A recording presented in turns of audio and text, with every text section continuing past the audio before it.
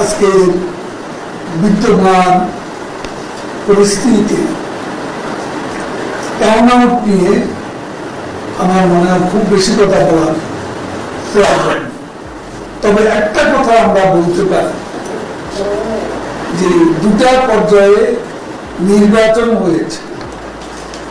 এই নির্বাচনে নিয়ে রক্তপাত হবে, খুনখারাপি হবে, মারপিট হবে, সংঘাত হবে, এসব নানান সংঘর্ষ হবে।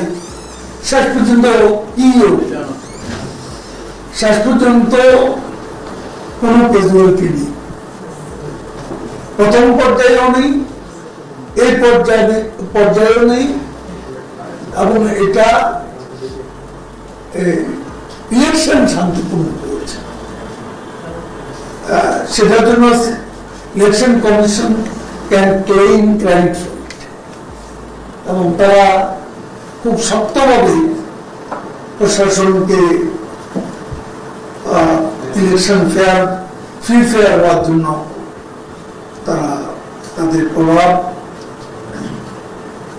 প্রভাবিত করতে চেষ্টা করেছে এবং প্রশাসনকে সীমারেখার মধ্যে থাকতে তারা এনকারেজ করেছে, ইনফ্লুয়েন্স করেছে, এবং সেজন্য আজকে শান্তিপূর্ণ ইলেকশন দ্বিতীয় পর্যায়েও করেছে।